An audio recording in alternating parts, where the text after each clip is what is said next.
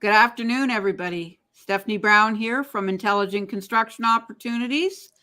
I've got my colleague Marvin Rosario here from AirWeb Digital.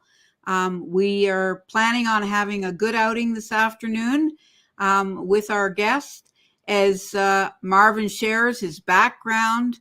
And we really want to get into the teeth of how drones are applied throughout the building life cycle and how they're helping the construction industry. Marvin's got terrific stories, great clients that we can reference to really understand how drones apply to the industry and all kinds of industries at this point. You're going to hear from Marvin and you'll know that. I just want to quickly introduce Intelligent Construction Opportunities and what it is that we do. We help to source, select, and implement your technology. That's on the construction side. And then we also help people on the construction software side. So vendors, people like Marvin that are doing the work that he's doing. And we provide unique business development services for you in all different kinds of ways. It all depends where the gaps are in either business development or marketing or what have you. So if you want to contact us, it's info@intelops.com. So let's get into it, Marvin. Welcome. Looking forward to it. Thanks for having me, Stephanie. You're very welcome, Marvin. Can you tell us, I mean, one of the things I was intrigued when you reached out to me was kind of the story of how you even got into this and the kind of the path that it took for you. Yeah, for sure. I mean, that dates back to 2019. So with a lot of people getting into drones, you hear drones and you hear military use and you think of search and rescue. And growing up, I played video games and I played Call of Duty. So unfortunately, that was the only perspective I had on drones. And in 2019, my dad had a drone in the front yard. He was flying around this thing that he got at the hobby store, and it was a toy. Essentially, it wasn't what I had these preconceived notions of growing up. And he's flying around with his big smile on his face and he's like, hey, you want to fly this? And I'm like, all right, sure, let me try it out. And from that point on, I mean, just a few minutes, because these things last like 3 minutes, 5 minutes on the batteries. So you fly in such a short amount of time, but it's this adrenaline rush that you're like, oh my gosh, I can't crash. And if I crash and I can't fly again. And it really started off with passion of flying these toys in our front yard. And that night, actually, I went online and I started doing some research and looking into what are the capabilities of drones. Like, is there a commercial use of this?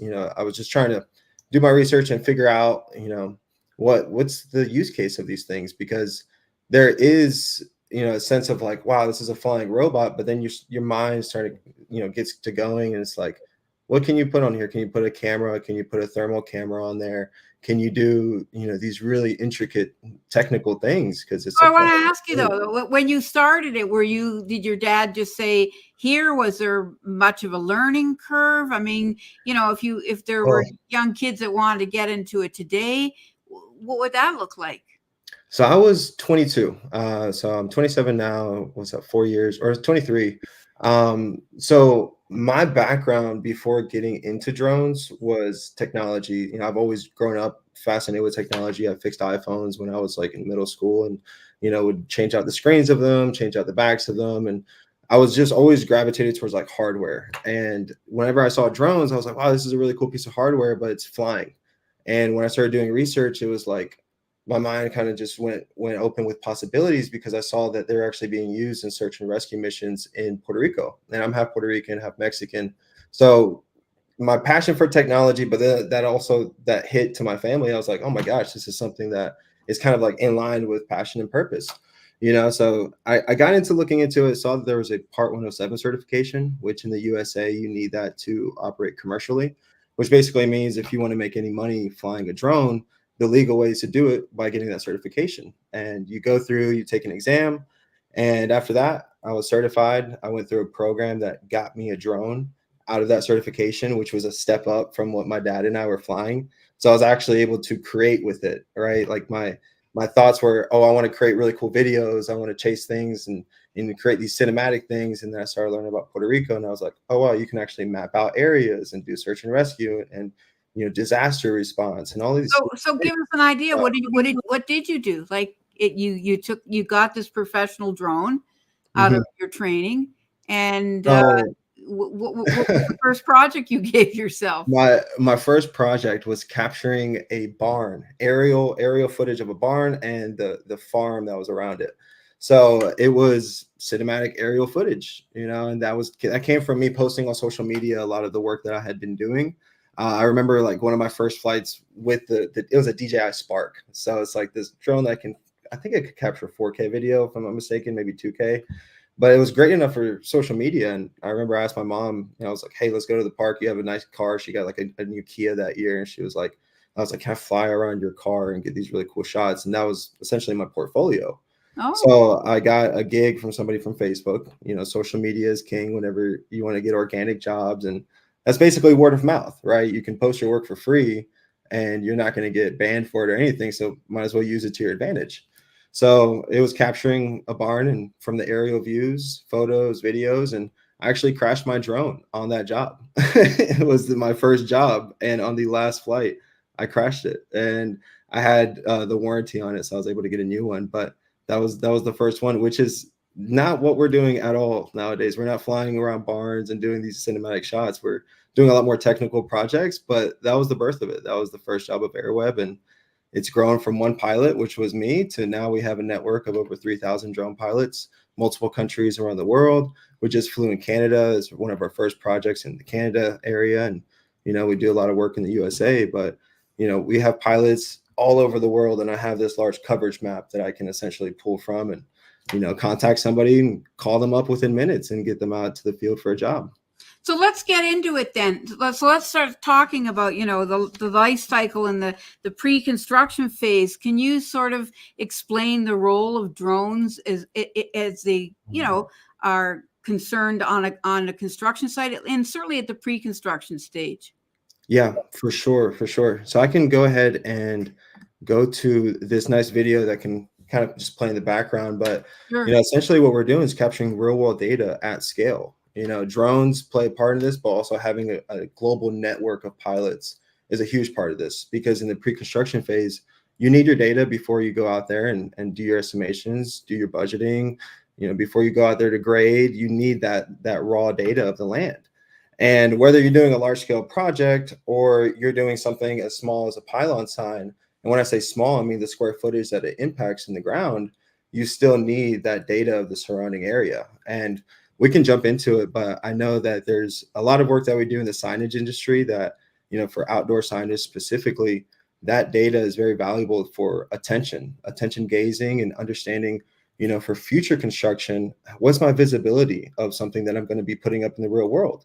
And with drones, it's great because you're not limited by obstructions. You're not limited by, power lines or trees, because you can fly over it and you still understand that above ground level altitude.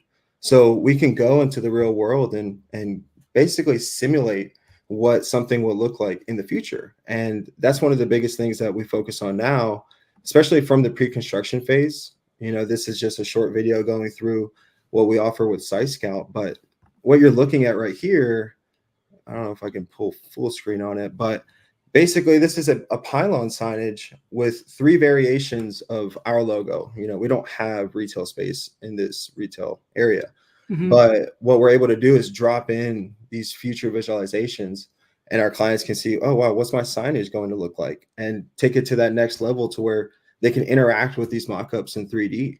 So that's the biggest thing, is being able to present the future now, because you want to be able to show your investors the full visual and really be able to communicate your message in a visual way, because we live in a visual world now, especially with social media. Everybody wants photos, everybody wants videos. But if you can show something like this and just plop it into the real world space, it takes that message to the next level for sure. The thing that's really cool about you talking about signage and buildings at the same time, I mean, even in the pre-construction phase, you still got signage eventually and very soon on any average site. And that's, from a safety perspective, or an advertising perspective when the developer, puts up the boards around any construction building. It's also an opportunity to advertise, and so therefore signage, in my opinion, is tied right into it. But let's get into the things that are more relevant, I'll say, to the build itself.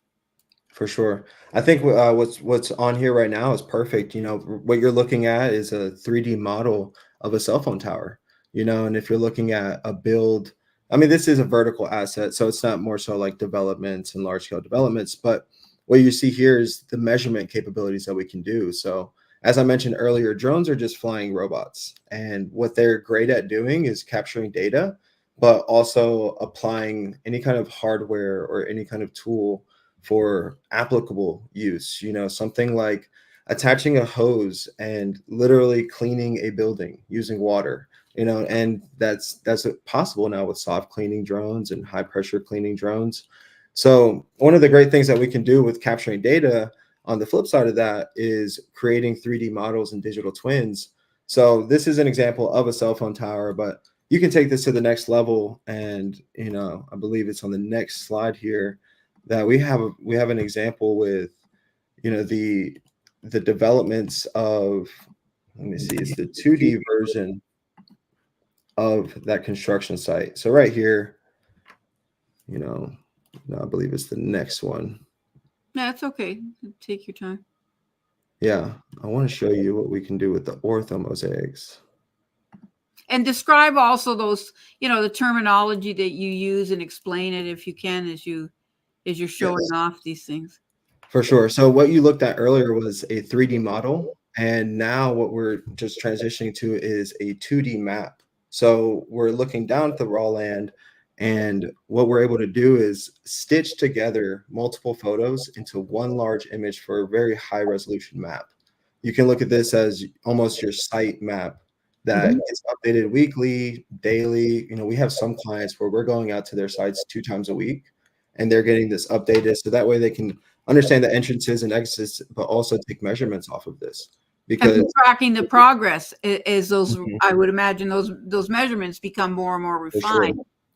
Yeah, because everything that's built in the real world is going to be off from your designs, and understanding that discrepancy is huge, because something so small can turn into something very large, and that's going to be a costly refix.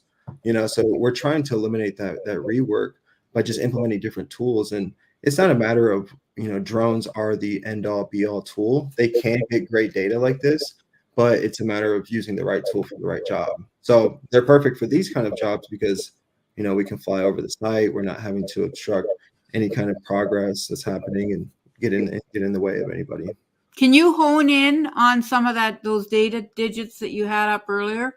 Because I think it's really important for the audience to understand and connect. Yes, there's a flying robot, but what data is being captured, and then what does that data look like, and then therefore how it could be applied. So this is a great example. So this is from one of our pilots. Well, it's not our pilots. Like I said, we work with a network. So this is a pilot that they operate their own business. You can look up Jared Janikik, and he does amazing work in Texas. So as we go through this and you see the drone pilots mentioned, their work speaks for itself, and we work with the best people in these areas. So what you're looking at right here is an example of a site. We have active construction going on. We have drone video that's being captured in a slow orbital fashion. And what we're able to then do is create this 3D experience that you can then see. We can create new camera angles. And that allows investors, stakeholders to look at the site with control rather than having a video that they have to scrub through and, pause and go back to and play. What you're looking at here is my navigation through it, but they can go in and create their own navigation for it. So it's essentially taking video data, image data. Sometimes we're using lasers and scanners and creating these experiences that can be used on all devices. Okay, so you have some data to the side of it. Can you show some of those screenshots? You had one in the other photo. Yeah. And, which video is that one? Was that Yeah, where bad you would earlier? actually, yeah, where you'd actually bought out parameter data. Well, we have this one was for weather simulation. So we're showing that Okay. yeah, we can change the day, time of day, and we can put this into an environment that's usable in virtual reality. That's a big use case for anybody that wants to actually be at the site without being at the site. So what you're looking at here is a completely immersive 3D scene. Somebody can jump around in their goggles and walk around the site wherever they'd like to. And you can also see, of course, the time of day was changing, but then we start navigating around the site, and this is captured with, you know, I would say less than an hour on site from our technicians, from our pilots. So we're not on site all day, getting this kind of data. We're not being intrusive in any way. We're able to get in, get out, and do multiple in a day, and even across a large scale. So the volume can get higher for these projects, but it's really useful whenever you can have this in real time. And essentially, you're getting what Google Earth wishes they had every day, and you're able to get that on demand. So let's take a real life scenario. So you've got, Mhm. an estimator, that has decided that there's, this whatever, name the material that they've estimated for, and there's an issue somewhere, shape or form, with the grading and therefore perhaps the use of that material. Who is actually going to see the drone data and give us sort of a workflow, what that would look like from the time that data is captured to the actual application of, oh, there's a correction we need to make here. Mhm. So there's different ways. I mean, every construction firm runs it their own way, and that's what's so unique about this. But ideally, you would want that data to be captured from day one before any work is being completed. And you want it to be from a vendor, whether you're doing this in-house or subcontracting, you want this to be long-term with one vendor because you don't want too much data from too many different people that, your standards may drop. So having this in-house, I mean, that's going to be a VDC manager, somebody that's running virtual design and construction, and they understand the process of 3D data, of BIM models, and they can really implement this to the full potential. But if it's, if you're working and you're outsourcing this, then you're going to want somebody that can come in and capture the data, process it, and also upload it in a way that you're able to view it, whether your team, like That's the why I'm asking. investors and the Yeah. stakeholders and everything, because that is a three-part process, right? There's a portion of being on site. You have a technician, I call them technicians, but they're drone pilots or Mm-hmm. photographers, videographers, whatever the case may be for your job, laser scanner specialists, LiDAR specialists, Right. but they capture the data. That data has to then get processed into the right deliverable. And That's not only that, that deliverable needs to live somewhere that's accessible for everybody. So it can't just be on my computer and I can see it. That's not great. I need somebody else to see it, ideally mobily or offline. So sometimes that can be going into building a custom platform and a whole software solution that is, data agnostic. It can come from, it can use many types of data and be useful in many different ways in one house. as You it know, as it, and as it needs to be, as it should be. right, right. And to your very point, I mean, the reason I was asking the question is to help the audience, just to round out the idea of, yes, you capture the data with the drone, but the Mhm. truth of the matter is you're trying to feed that data ideally into the next step, which is the VDC and the BIM model, which then starts to take on the reality of that data with the engineers and the architects and all the people that are feeding and consuming that data. So, For sure. And it's not the same solution for everybody because there's people, that for them it might be useful to have a PDF report, with the imagery and the findings. But for others, they need that 3D model with the geometry that they can go in and pull their measurements off of, or they need the 3D model with the visual, accuracy. That's what this model shows. So it's a difference of, do you need that data to its full extent, or do you need the data for what it is and just the reports and the findings and the annotations? So I think working backwards is the most important thing, because the last thing that you want to do, I had this conversation yesterday with one of our buddies that's doing, laser scanning for us out in San Antonio, and he was talking about how they worked on a project where the client just did not realize the amount of data that they were going to be hosting. And they were expecting 250 sites, and each site is pushing, 500, 400,000 square feet. These are huge, massive locations, and they were just not prepared for it. And 50 to 75 locations in, they had to put a pause on it, and it was just a matter of not understanding the logistics of it and working backwards, because this can get very rampant, on your servers, on your data costs, on your cloud costs, and just really understanding what is needed at the end of the day. If you're going to present something to the city for an ordinance, do you really need a 3D model with geometry, or do you just need those images for your PDF report? And sometimes, especially for our outdoor signage companies, they just need the PDF report, but that software still plays in delivering the report, right? So software is going to be used no matter what. It's just a matter of to what extent does it need to be used. And I don't believe that anybody should jump in not understanding what it is. It's so important that the people reach out to people like you, especially with like understanding how does all these softwares work together, because Right. you something Yeah. that And you only need what you need, to your very point. I mean, a drone is just yet another example of a piece of technology that's got a breadth and scope of capability.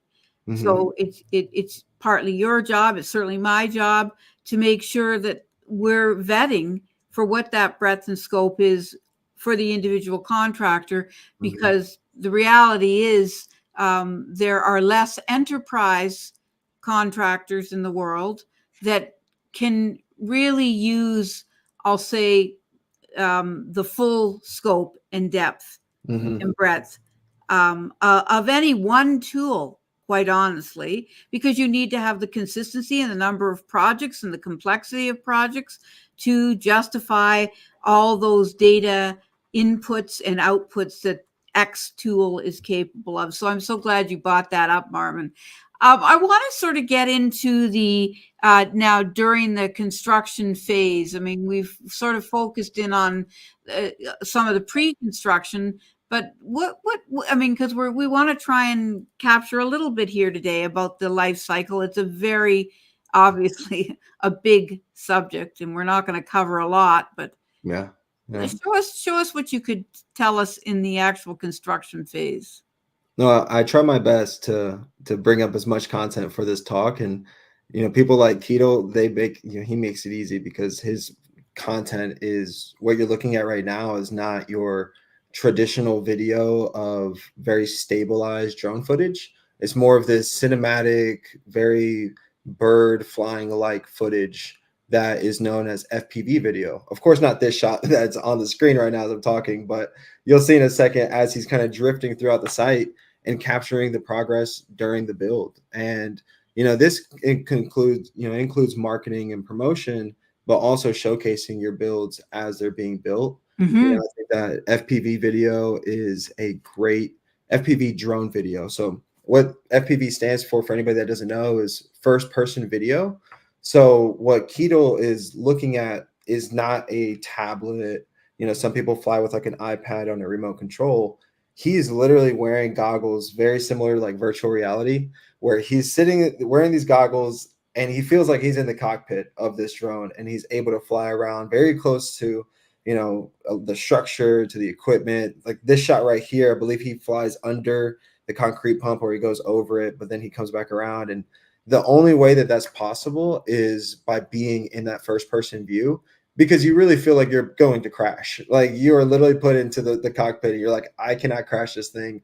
But you're able to get into areas that most drones can't, because you have full control of your altitude. You're able to yaw very quickly, which is basically means you're able to turn very quickly. You're able to hit, speeds of 95 miles an hour. If you wanted to go on a car chase, he could do a car chase. And he does, a lot of projects for like Hulu and Netflix. So like I said, working with specialists and working with the right person for the job, because this kind of capture during the construction process is very different from somebody who captures a 2D orthomosaic map flying above for site plans. This is two completely different things. And you can see his position. He's just showing off, just flying in the car like that. But it's something that if you want to track progress of your builds, you can do it in a very tasteful way, and that can possibly help you raise more money on your next builds. Right. Well, I like the FPV insight, because that's helpful to your very point. I mean, these buildings have to be financed, and with scheduling being what it is in construction, I mean, and schedules falling behind, it's pretty imperative that the financing piece of it stays intact. And so therefore, just from a marketing and a showing your finance, the people with the cash that, things are moving along, thank you very much, Right. is helpful. There's other things. There's safety inspections. There's quality control, inventory management, environmental. I mean, you mentioned weather a little earlier. Even security. I mean, even from an equipment perspective, right? I mean, if you don't have some, I'll say, refined technology process to secure your equipment. I mean, as you say, some of the sites you're out there, twice a day. And so here's a curious question. What's kind of cost would be involved? Name sort of a scenario that may fit in with what you're doing with signs right now that would help somebody in the audience go, well, gee, it sounds like a great idea, but what kind of costs or entry would there be to having this kind of a service? Yeah, that's a great question, because I feel like there's this kind of illusion over certain industries with price, and it should never be that way. It should always be something that can be transparent and talked about. And for especially with clients that have a very specific need, let's say you're talking about outdoor signage, that's something that there's not many resources out there of people that are speaking to that audience.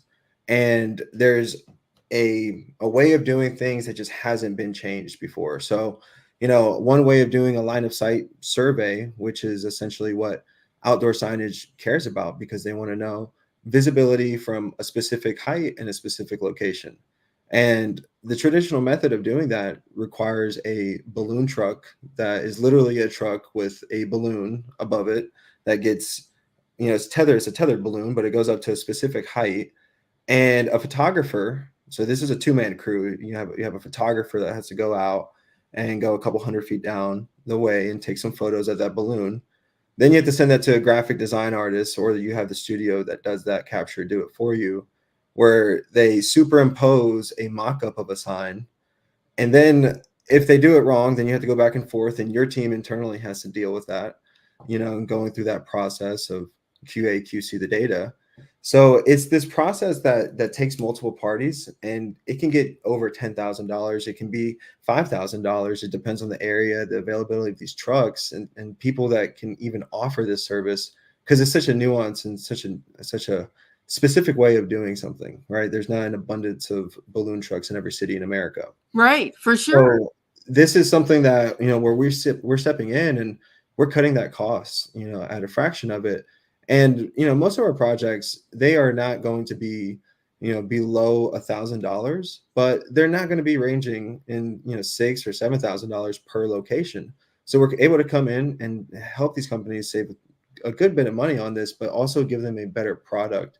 And at the end of the day, I believe in a 10x rule. Is if I can offer you 10 times the value of what you're paying me, then that's a fair game. And if we can do that all day, then we can continue to go back and forth. And for these companies, sometimes that 10x factor could be a $30,000 or $50,000 change order in the signage price to their client, because their client wants to go higher, obviously, because the survey came back and it showed you won't have visibility at 50 feet. It might be worth it to go to 70 feet. Right. So that delta that they can make in there, it's a fair game, and it works out very well. So, what we're doing is offering something that's, a couple $1,000s per project, but what you're getting out of it is you're saving time, which is, as we all know, more important than money. And you're also just having a coverage that's able to be captured everywhere. We have, out of that 3,000 list of drone pilots that I mentioned earlier, 2,500 of them are in the US. Like, it's not like we have this great network in other countries like the US. The US is our presence, is our main presence. So we're able to deploy, sometimes next day if the client really needs that rapid response. Wow. We've got a shot up here of thermal, right? So can you kind of explain perhaps the use case? I mean, obviously, this is Keating again, doing this kind of a thing. I just want to kind of keep it. So if, for example, somebody was looking at this kind of purview, what's the use case for it? And give us a little range in cost if it was, maybe insulation or something like that they were analyzing for. So in this project specifically, we were tasked with capturing the data and not necessarily creating the report, which if for thermal, you can get into capturing the data with a licensed thermographer, and Keating, I believe he's level 2 now, but capturing the data with the right drone pilot. So that's a specific nuance that not many people might know with like thermal drones is Explain you that. Explain that. Go a little deeper because I like the fact that you just called out there's a level 2. So maybe right. back a So little bit on that. Part 107 certification allows you to fly drones commercially in the USA. And there's a certification for thermographers that understand how to analyze this data and know what to look for while they're flying. And, they're not just flying and getting these pretty colors, but they know how to actually assess it when they're in the field and create annotations off of that data.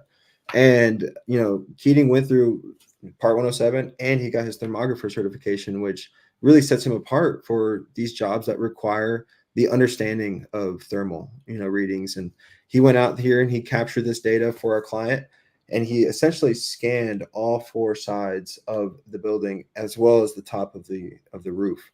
And one thing that's really unique about this is traditionally this is something that would be done by handheld thermal cameras, and you would have somebody walking around the all for the envelope of the building and then also getting on top of the roof. And the best way to do thermal inspections is at nighttime, so that way there's a lot of technical parts to it, and I'm not thermographer certified or anything like that, but just so that way you don't have the impact of the sun from all day. You need that sun loading to come off. So it's best to do it at nighttime. And you can go already kind of imagine, you have somebody that has to scan this large warehouse, and it's a couple stories tall, but they also have to get on top of the roof, and they might have to do it at nighttime. So the risk factor of that just goes through the roof. I mean, we don't want to be putting people on top of buildings at night. And if there is, water that's being built up in any kind of areas, that's just adding more safety hazard to it. So what we're able to do is we're able to come into the site and within a matter of 2 visits, because sometimes, you don't have enough batteries, or sometimes you just run out of time if you capture it during the sunrise or before sunrise rather than at nighttime. So in a matter of 2 visits, about 3 hours a visit, we're able to capture this data that then goes into a report that our client made for their client. And that turnaround is, and within a week, versus having to get somebody in to go within this whole area, do it with handheld scanners, get data that is less concise, like within a smaller region. For example, right here, we're flying 150 feet above the roof. So we're able to cover a larger swath than a handheld scanner. And we're able to have much more organized deliverables with that. So, you're cutting that time factor, and we're still able to come in at a very affordable price. So this capture, just capturing the data within itself, I believe this was about 3,000, 4,000. If I'm not mistaken, it was within that range. But, that's what goes to show is like, we're able to cut that time but most importantly, save the risk of having anybody having to be on top of a roof, especially at nighttime. So it's like there's no For rails. sure. So Anyway. what was the use case? Can you share the use case? I have a feeling I know who the client is based on Yeah. the building. Yeah, so they're planning repairs. So they wanted to get this data for pre-construction of construction processing. So that's why I put preventative maintenance on here. And that's a big factor of what we do is capturing that data before the work, because not only do you want to see what the damage is, but you want to have that timestamp. So it's very important to have timestamps of before the work, after the work, and like we mentioned earlier, during the work, right? So it's just something that it fits in perfect with our workflow because we can deploy it quickly. It's not like they had a timestamp on when they needed the repairs or anything, but it was within I think we got out to the site like within a week or 6 days of it. This job was about 2 years ago, so I'm a little foggy on the dates of it, but Yeah. yeah, Okay. we knocked it out. And what can we talk a bit of a use case? Trying to stay on our track of the life cycle. What about safety? Do you have any particular drone pilots that you have some examples here of safety? So when you say safety, what examples are you thinking Well, I'm about? talking about safety on the site. I'm talking about, when there's monitoring just to make sure that, safety is being abided at name the stage. It could be, during the construction. It could be when the project's wrapping, making Mm, sure that, the building has, for example, the emergency doors or whatever it might yeah, be. yeah. So I don't have it in here, but a great That's example okay. of You that. can talk to it.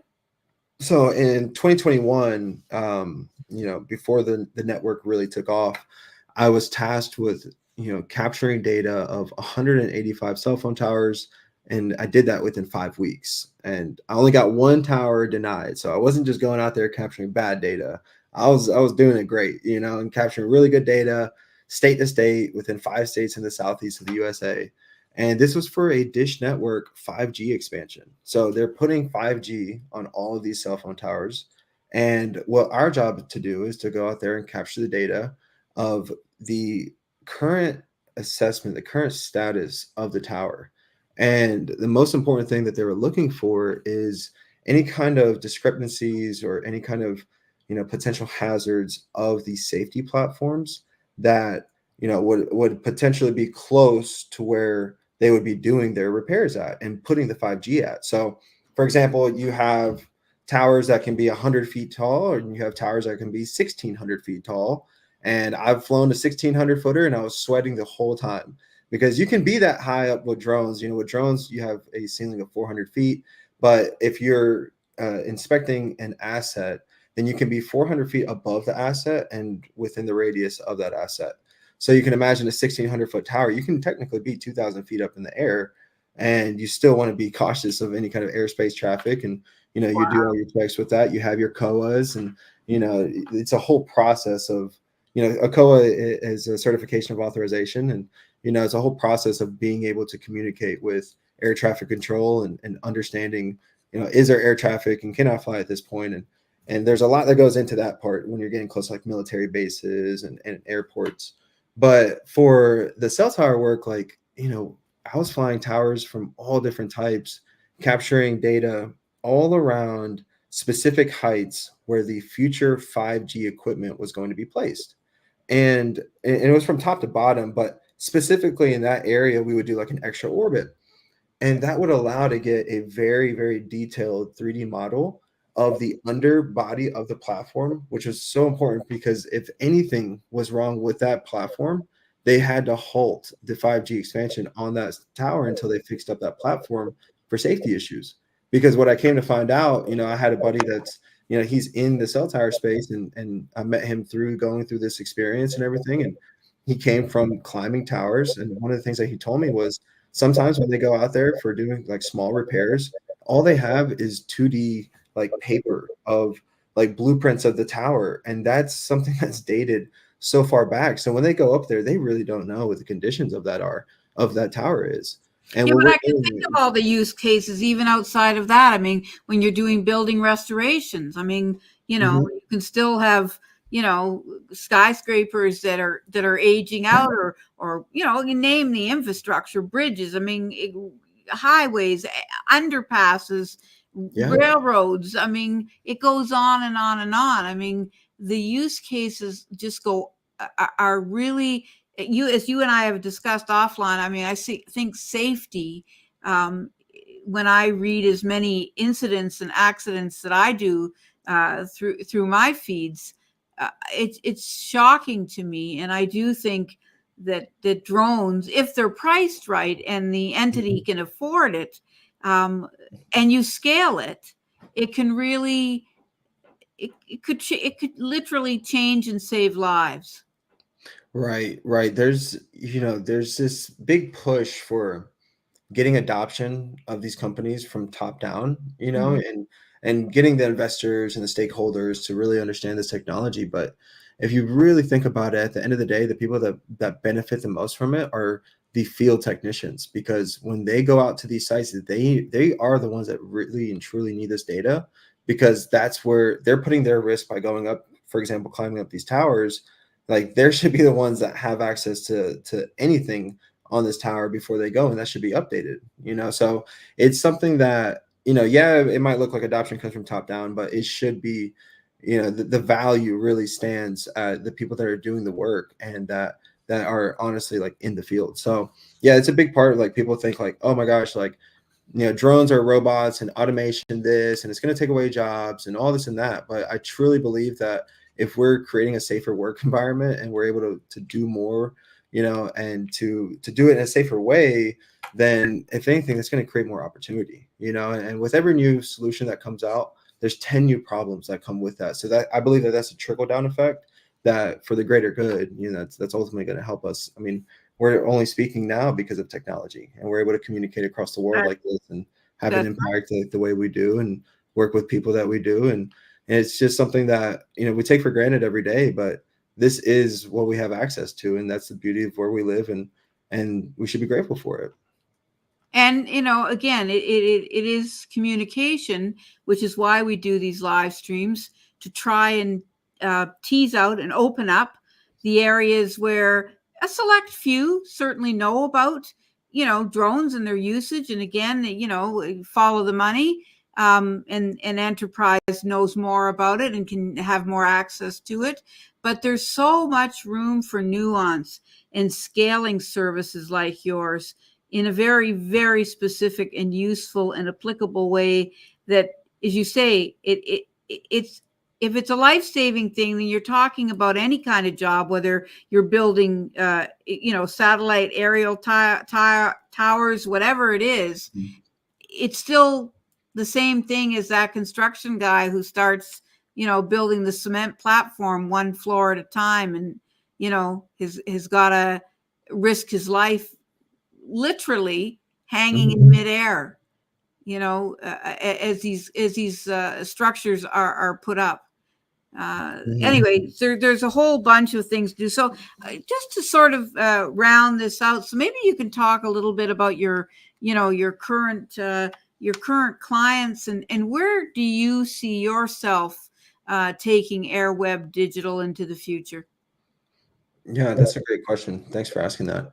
And so a lot of our clients at this moment are, we're focusing very hard on the outdoor signage space, but also in a broader level, clients that have a global impact. So outdoor signage is perfect because they manufacture a real world product, and they have to go install that product, and that's, signage is everywhere. And to take that to another industry or another vertical, we work with, media production outlets, for example, that they need real world content in the form of 3D. So they have this need of, we need content everywhere. It doesn't matter where it's at. It's a swamp, it's a desert, it's whatever. It's just a stock content. And what we provided them is a global use of our network, and capturing that data all the way down to creating it into 3D.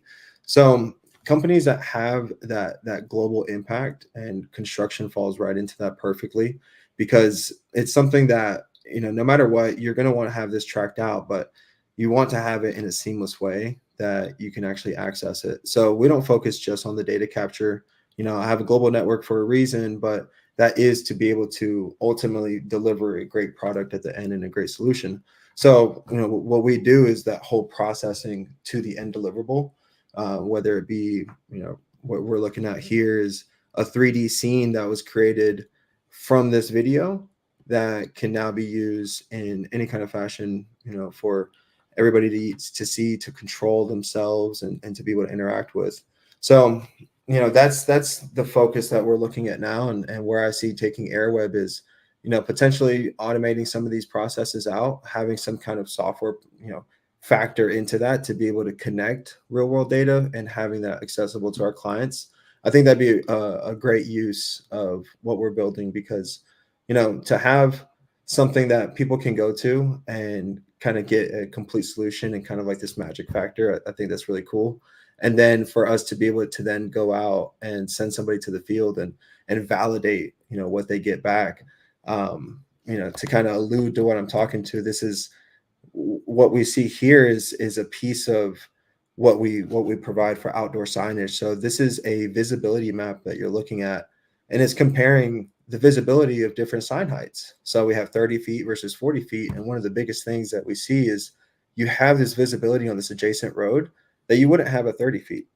This is something that we provide to our clients, but what we do next is we verify that data because satellite can only get you so far.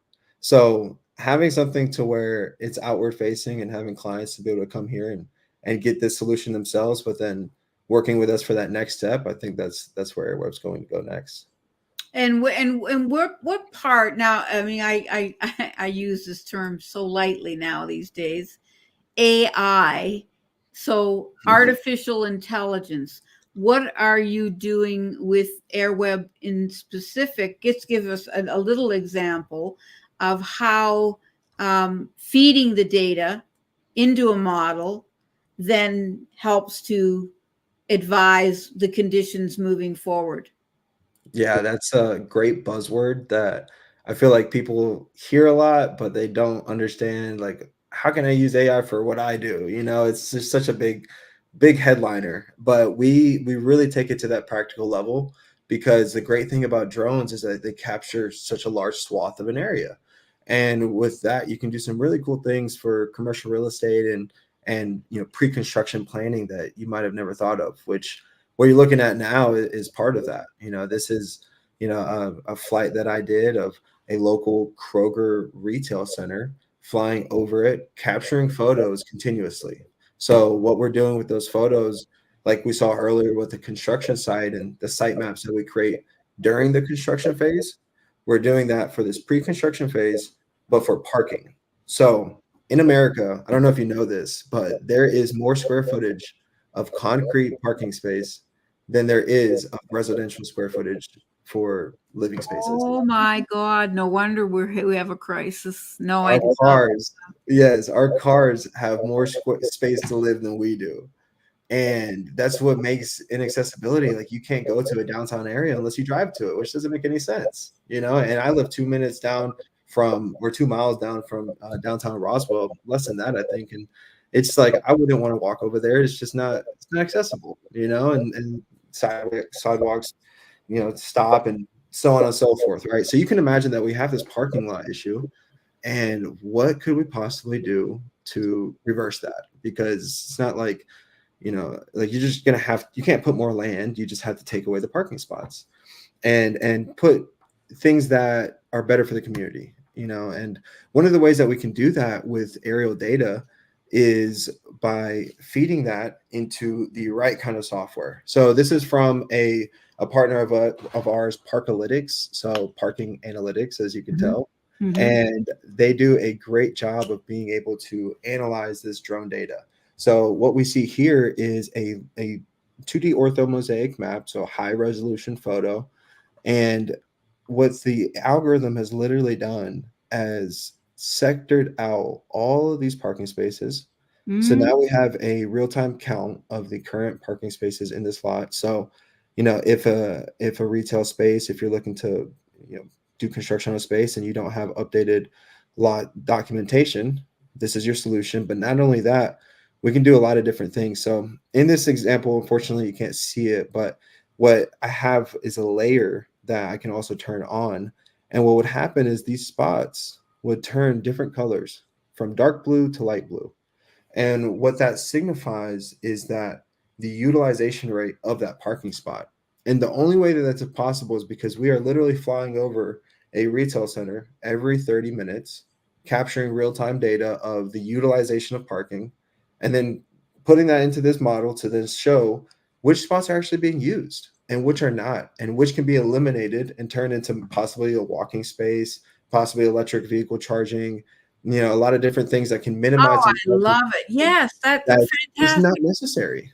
You It's a know, you great go to big box example. retailers and people aren't even shopping there that much, and it's like there's just not this need for it. So it can be turned into an outdoor eating area. Like you know, we can get creative with it and make our cities a more beautiful place to live in, and all because we're able to understand the utilization of the parking spots.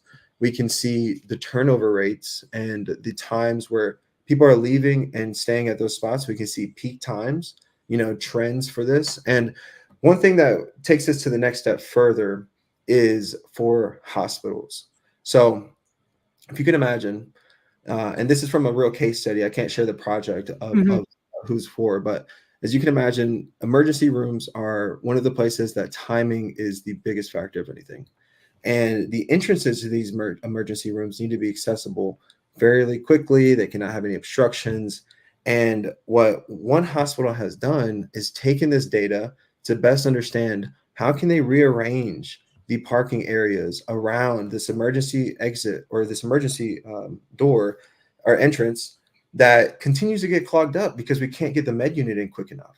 So they've done this study over a 3-day weekend, and remember, this data is never possible. Like you cannot get this data from satellite data. This is something that is just not possible unless you use drones and AI. Like it's using the data together. But over a 3-day weekend, you know, a pilot was able to fly out every single 30 minutes over an 8-hour time span each day, capture the utilization, the real-time data, what's actually happening in this parking lot, and they were able to make a informed decision on what are we going to do with these spaces and how we're going to rearrange this so that way we have more accessible, you know, access to our entrances. So it's taking this data and really understanding how can we use this for, like, what's the goal at the end of the day, right? And working backwards from that. And I think if you start from there, then it doesn't matter what technology you use, but you will find the right workflow, which is the biggest thing, is understanding the right workflow for your problem, you know? Well, it's interesting. I mean, there's workflows and everything, work processes, obviously on projects. But I mean, again, to me, this has limitless abilities to really do the hard analysis in workflows. I mean, if you can, basically put layers by AI and Mhm. then ask this data to be manipulated in ways that are going to serve the individual use case. I mean, to me, the sky's, if you can do this with a parking lot and Mhm. and then to your point, in an emergency entrance, I mean, I don't know. It's pretty exciting stuff. I'm really pleased that you came on and you really know your stuff deep and wide. And I hope that whoever tuned in today got a lot out of it, because I think we've just scratched the surface of drone usage and all the data outputs. For If sure. you're thinking, if you're using your head, and to your point, was a Kroger's, parking lot. I mean, who would have thought that? Okay, once the building's up, and yes, the shopping mall's there, and all the parking lot, all the pavement had been laid, and so on and so forth, that you could go back and actually reanalyze, what was originally put down in that space, Right. and reimagine it, redistribute the spaces, and for good. I Right. think it's Right. terrific. I mean, ADA compliance comes to mind too for any parking lot, right? Like it's a matter of, do we have enough ADA compliant spots, and are they being utilized? Are they being overutilized? Do we need to add more? And that's something that, you know, Parkalytics is taking to the next level. And you know, I think they're even, it might be out, might not, I'm not too sure yet, but they are working on a way that they can detect the status of the striping for, you know, the ADA spots, ADA compliant spots, and being able to understand, like, do you need to restripe those, and really just looking out for everybody that has to park, right? Like it's not just a matter of can we eliminate spots, but also can we make these current spots better? Because the last thing that you want is to, you know, this is from the real estate perspective side, but you know, purchase a property that the striping is bad on it and the walkways are bad, and then unfortunately somebody can't see that there's a pedestrian walkway, and you know they're driving through and they drive through it, you know, and it's something that, you have to really think about, the end users, which at this point is the pedestrians and people actually using that, living in the community. Well, I can So think of use case right here in Toronto. I mean, they've taken, our streets that were really meant, for two lanes of traffic, one going one way and the other. And then, the brain trust, city council goes to the Netherlands and says, oh, I know, we should have bicycle lanes here too. mhm, And, perhaps had there been a drone analysis of traffic patterns, there would be perhaps other decisions made just from an urban city planning perspective in a municipality. I mean, this is just scratching the surface with the parking lots. you hit the nail on the head. So that's something that we're working on with Site Scout. Site Scout is our solution for all types of construction. Right now we're doing it heavily for outdoor signage because that's really our niche. But it's for any kind of development, whether you want to see the future perspective of a high-rise condo, an apartment complex, or anything like that. And there was you just mentioned something that I wanted to hit on. But it just kind of, What, the roadways, the size of the roadways? yes, the traffic analysis. So with Site Scout, we're taking that to the next level, and one of the things that is on our roadmap is being able to do highway traffic analysis. So what drones allow us to do is fly up and down the highways, Great. capture aerial video, and then we can overlay computer vision on that, pull out these analytics of the amount of traffic that passes by and which areas have the most traffic. And that helps out placing the outdoor signage and especially billboards for the highways on the best area, because now you know where the heavy flow traffic is at 50 miles, 35 miles, I mean, away from your location. For example, in Georgia, Bucky's, there's like this large gas station. They are, Mm-hmm. they advertise 120 miles, 150 miles out, it seems like.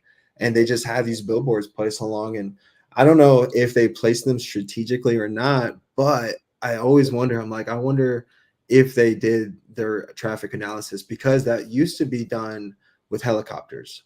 And as you know, that can get very pricey, hiring somebody up to fly a helicopter up and down the highway. And what we're able to do is fly at a lower altitude. We're not having to obstruct anybody with, flying a loud helicopter low or anything like that. And we're able to get the same data that is better because we get higher resolution from that. So it's something that's, it's very interesting to think like, okay, traffic analysis, we can bring that into, most optimal signage, and, where is the best place to put that sign based on the traffic flow for the next 20 miles. And we can get that data nowadays with drones and AI. So you hit the nail on the head by mentioning that. I was like, oh yeah, that's the next thing for sure. Well, again, I mean, I think we could go on and on. I think we're gonna wrap it here. I think we've covered a lot of things. I want our audience to know that we will be working on some things behind the scenes to continue pulling back the curtain and the use cases on drones. Marv and I will be working together to make sure that this doesn't just remain, today's live stream, that people really, where they can in their businesses, in their contracting businesses, in their, if you're the mayor of a city, if you are, if you're in charge of the transportation department of name the municipality, Mhm. I live and die by the one statement: you don't know what you don't know. And these live streams are there to try and push that cause and bring out from behind the light people like Marvin Rosario. So thank you so much for your time and for your brain share today. It's well appreciated. I look forward to maybe doing this again. Thank you. Thank you so much for your time as well and asking great questions. I feel like you asked the questions that I haven't been asked ever in some of these points, just like really getting it, understanding the full picture of it. So I really do appreciate that. And I really appreciate anybody's time that has been watching this whole time. And well done. And so if people want to reach you, they just contact you at AirWeb Digital. Yes, I got the last slide on here. So, yep, got our phone number, email, but airwebdigital.com. That is the best place to find any of our updates. And I'm also very active on LinkedIn. So you can search up Marvin Rosario on LinkedIn or AirWeb Digital. So I kind of cross post the content on both of those pages, but fairly more active on my personal page. So if anybody wants to reach out, send a DM, reach out to Stephanie. We can definitely help you guys out and figure out what the best method of implementing technologies into your workflow is. Absolutely. And we will be working together. And on that note, I'm just going to quickly show one more thing from Intelligent Construction Opportunities. Thanks again to everybody that jumped on live today. You can look forward to our recording soon.